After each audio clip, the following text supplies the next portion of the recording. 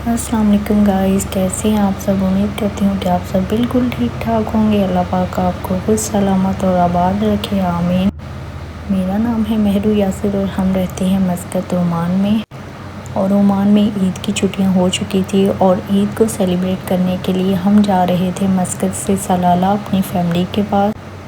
यहाँ पर परदेस में आपको पता है कि ईद जो है ना अपनी फैमिली के साथ ही करने का मज़ा आता है, तो इसलिए हमने भी सोचा क्यों ना हम अपनी फैमिली के पास, तो उसके लिए हम लोग निकल गए ईद से 2 दिन पहले मस्कत से सलाला के लिए। और हमारी दोपहर में फ़्लाइट थी। यहाँ पर मैं बिज़नेस लॉन्च में आ चुकी थी क्योंकि मेरा रोज़ा नहीं था, मेरे हस्बैंड का रोज़ा था।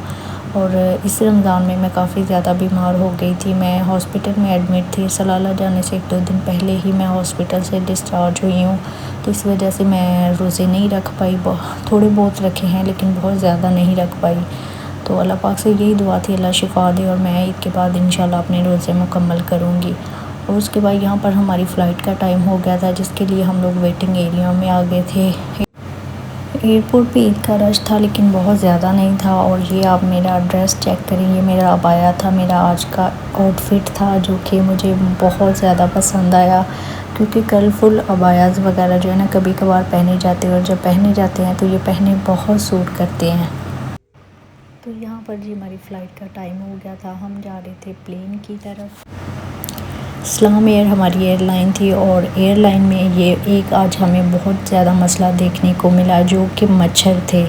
नॉर्मली किसी भी एयरलाइन में जब आप फ्लाई करते हैं तो कभी ऐसा नहीं हुआ कि आपको प्लेन के अंदर मच्छर या मक्खियाँ देखने को मिले, लेकिन इस प्लेन में, इस फ़्लाइट में इतने ज़्यादा मच्छर थे कि आप सोच नहीं सकते। ये देखिए, एक मेरे सामने है, एक मैंने आपको दूर से दिखाया है, एक बिल्कुल हमारी टांगों के पास था। इस मच्छर ने हमें काट काट के हमारे पाँव का बुरा हाल कर दिया। ये चेक करिए, इतना मोटा मोटा मच्छर था, बिल्कुल मक्खियों की तरह था।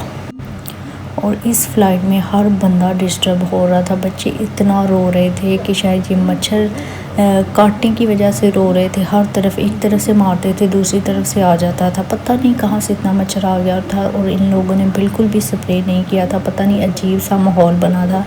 लेकिन खैर कभी ऐसा आज तक कितने सालों में हुआ नहीं कि किसी प्लेन के अंदर आपको मच्छर या मक्खी देखने को मिले, लेकिन इसके अंदर फ़र्स्ट टाइम हमें देखने को मिली। तो यहाँ पर हमारी फ़्लाइट ने टेक ऑफ़ किया और हम पहुँच गए आसमानों की बुलंदियों पे। कभी ज़िंदगी में आज तक ऐसा नहीं हुआ, इतने सालों से हम लोग फ़्लाई कर रहे हैं कि हमें जो है ना इतना कभी प्लेन में खौफज़दा हों, लेकिन इस प्लेन ने हमें इस हद तक खौफज़दा कर दिया था कि हम लोगों ने कलमा वगैरह पढ़ लिया था। क्योंकि हमारा प्लेन वहाँ से चला था 3:30 बजे की हमारी फ़्लाइट थी और 5:10 पे हम लोग सलाला एयरपोर्ट पे लैंड कर चुके थे, मतलब कि लैंडिंग हो रही थी। पता नहीं क्या हुआ कि इसके टायर नहीं खुले, मतलब ज़मीन पे प्लेन आ गया था।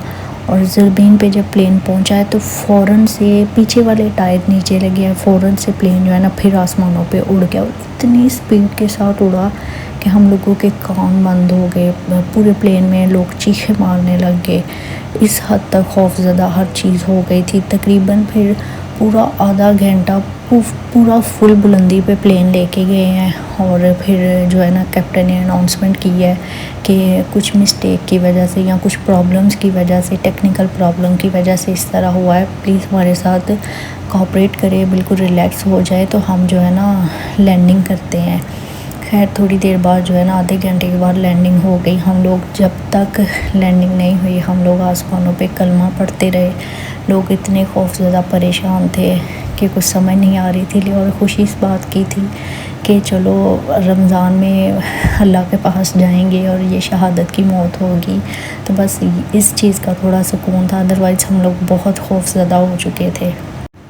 खैर यहाँ पे हम 5:30 बजे घर पहुँचे। घर आने से पहले ही इफ्तारी का इंतज़ाम हो चुका था। हम रात में चले गए थोड़ी बहुत ईद की शॉपिंग करने, क्योंकि हमने थोड़ी बहुत शॉपिंग की थी, बाकी नहीं की थी। हमने सोचा था सलाला से जाके करेंगे। और यहाँ पर जी हम लोग आए सलाला ग्रैंड मॉल, शॉपिंग की। शॉपिंग करने के बाद हम चले गए रेस्टोरेंट, खाना खाया और यहाँ से वो पाकिस्तानी गुलाब जामुन खाए।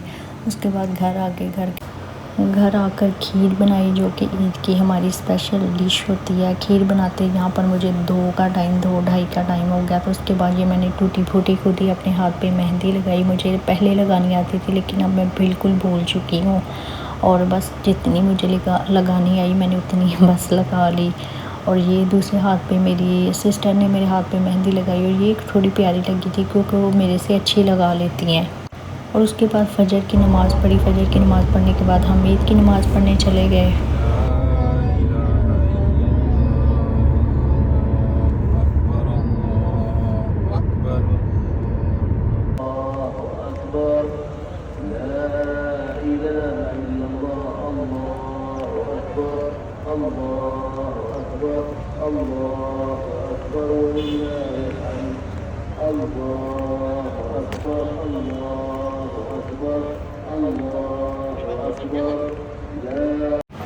तो ये जी ईद की नमाज़ पढ़ने के बाद बहुत ज़्यादा रश हो गया था। और आप सबको हमारी तरफ से ईद मुबारक। जो प्रदेश में है, सारे गल्फ़ में है, सबको ईद मुबारक। और जो पाकिस्तान वाले हैं उनको चांद रात मुबारक और आज की ईद मुबारक। उनकी भी आज खैर ईद हो चुकी है। आप सबको भी बहुत बहुत ईद मुबारक हो। अल्लाह पाक आप सबको खुश सलामत और आबाद रखें, दुआओं में याद रखें। और उम्मीद करती हूँ कि आपको ये आज का व्लॉग अच्छा लगा होगा। अगर अच्छा लगा है तो चैनल को लाजमी सब्सक्राइब करें, बेल आइकन को ओपन कर लें ताकि हर नई आने वाली वीडियो आप तक आसानी से पहुँच सके। अपना बहुत सा ख्याल रखें, दुआओं में याद रखें। अल्लाह हाफ़िज़।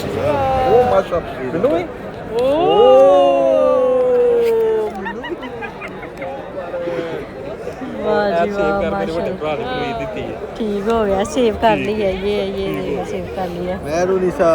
Thank you so much. Amar भाई ने मुझे दिया है। ये हमारे सबसे बड़े भाई हैं, हम सारे इनसे छोटे हैं और हमें मिल रही है ईदी माशाल्लाह। Thank you.